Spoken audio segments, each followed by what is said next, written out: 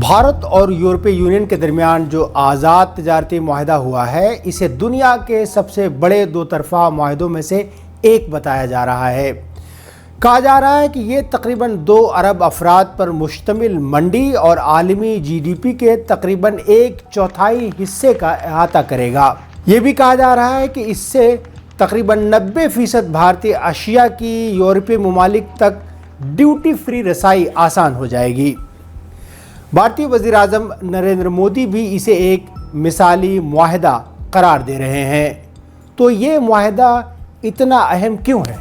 نئے بازار کھل گئے ہیں، کیونکہ اب اگر آپ کا ٹیرف لو ہے، ڈیوٹی لو ہے، تو آپ دوسرے دیشوں میں اپنا مال بیچ سکتے ہیں۔ تو اس کا تو یورپ کو بہت فائدہ ہوگا، کیونکہ وہ ایک ایکسپورٹ اکانومی ہے۔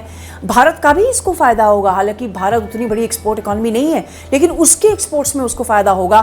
اور جو گلوبل سپلائی چینز ہیں اس کا بھارت حصہ بننا چاہتی ہے، بڑا حصہ بننا چاہتی ہے۔ تو اس ڈیل کو اس نظر سے بھی دیکھیے کہ یہ ایک فنڈامنٹل شفٹ ہے بھارت کی وچار میں، اس کی جو ٹریڈیشنل تھنکنگ ہے کہ ہم پروٹیکشنسٹ نہیں رہیں گے، ہم کھولیں گے اور ہم کھول کے بازار کو آگے بڑھیں گے۔ یورپی کمیشن کی صدر ارزلا فون ڈیر لائن نے اس معاہدے کا اعلان کرتے ہوئے کہا کہ ہم نے 2 ارب افراد پر مشتمل ایک آزاد تجارتی زون قائم کیا ہے جس سے دونوں فریق مستفید ہوں گے۔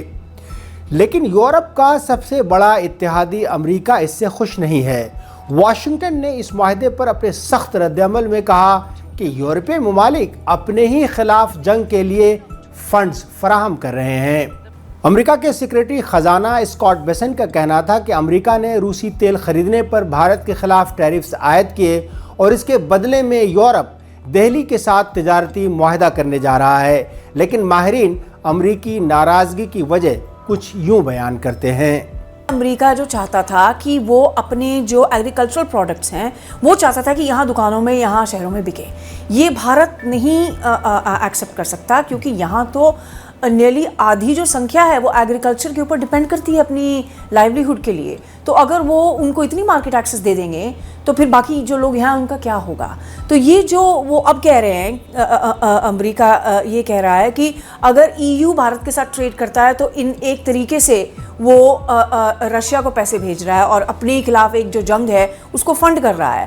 لیکن اصل میں جو جن لوگوں سے ہماری بات چیت ہے وہ کہتے ہیں یہ تو کھٹے انگور والی کہانی ہے، کیونکہ EU کی ڈیل تو ہو گئی بھارت سے اور امریکہ کی تو ابھی تک ہوئی نہیں۔ ایسے وقت جب بہت سے ممالک امریکی صدر ڈونلڈ ٹرمپ کی ٹیرفز کی پالیسیوں کی وجہ سے پریشان ہیں، یہ تجارتی معاہدہ بھارت اور یورپی یونین کے رکن ممالک کے درمیان تجارت میں نمایاں اضافہ کرے گا۔